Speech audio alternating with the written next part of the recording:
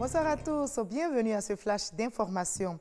L'axe Akupé-Kotobi-Bongouanou réhabilité a été inauguré ce samedi par le vice-président Daniel Kablan-Duncan. Cette route longue de 58 km a coûté près de 30 milliards de francs CFA à l'État de Côte d'Ivoire appuyé par l'Agence française de développement à travers le CDD, le contrat de désendettement et de développement. Nous y reviendrons dans les détails dans l'édition de 20h. Le Premier ministre Amadou Gon Coulibaly achève sa tournée dans l'ouest ivoirien ce samedi. Il est allé au contact des populations des régions du Guémon et du Cavali pour prôner la paix et poser surtout des actions de développement. Pour la dernière étape de sa visite dans le Guémon, le chef du gouvernement ivoirien a animé un meeting aujourd'hui à Diokwe. Il a réitéré son appel au rassemblement et à la préservation de la cohésion sociale. Les résultats de l'évaluation à mi-parcours des mesures d'accompagnement en faveur de la filière banane ont été rendus publics ici à Abidjan.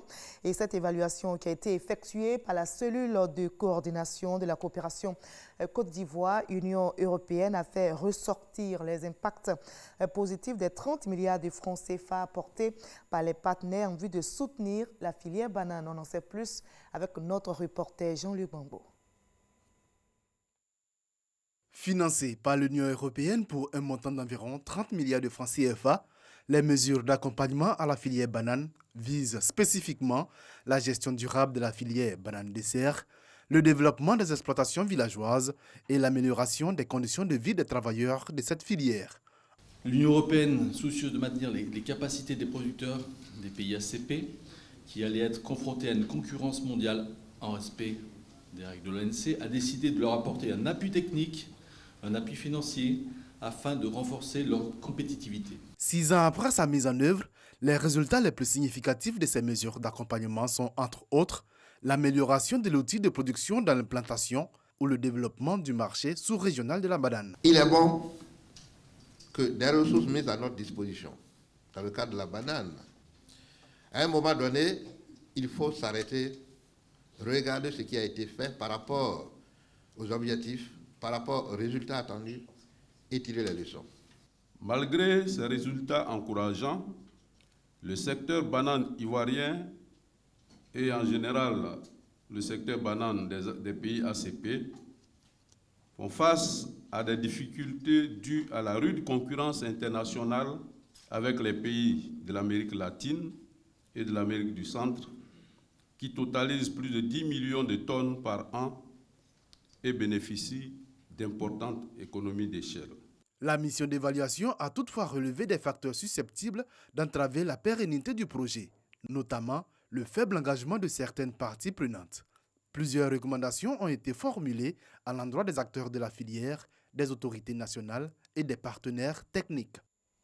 Ailleurs, au Burkina Faso, au moins 20 personnes ont été tuées et 2 autres blessées dans une nouvelle attaque dans la province du Soum. Le village de Madougui, dans la commune de Arbinda, était visé. Des hommes armés ont tiré sur les occupants d'un site aurifère hier vendredi. Et toujours à l'étranger au Cameroun, Maurice Kamto est libre. Le principal adversaire de Paul Biya lors de la dernière présidentielle a été libéré de prison aujourd'hui après 9 mois de détention. Avec ses partisans, donc, il a quitté définitivement la prison centrale de Yaoundé. Et dès sa sortie, ses partisans ont explosé de joie. Maurice Kamto et des dizaines d'opposants avaient comparu plus tôt ce samedi devant le tribunal militaire de Yaoundé qui a ensuite déclaré l'abandon des poursuites. Notez que la veille, déjà, le président Paul Biya avait annoncé l'arrêt des poursuites contre certains responsables de l'opposition. Et nous sommes samedi, n'oubliez pas notre rendez-vous culturel. Nous irons aujourd'hui à la conquête d'un trésor inestimable. C'est le trésor d'Amelin, une œuvre écrite par Tosei Serge, l'auteur ivoirien chargé de la gestion et de l'état civil à la nouvelle mairie d'Assini Mafia. Et dans le trésor d'Amelin, son premier ouvrage, il dévoile avec un brin d'humour l'importance de l'enregistrement à l'état civil. C'est un trésor de la vie qui confère plusieurs droits. Quels sont ces droits? Pour le savoir, restez avec nous et vous allez suivre l'édition de 20h. À tout à l'heure.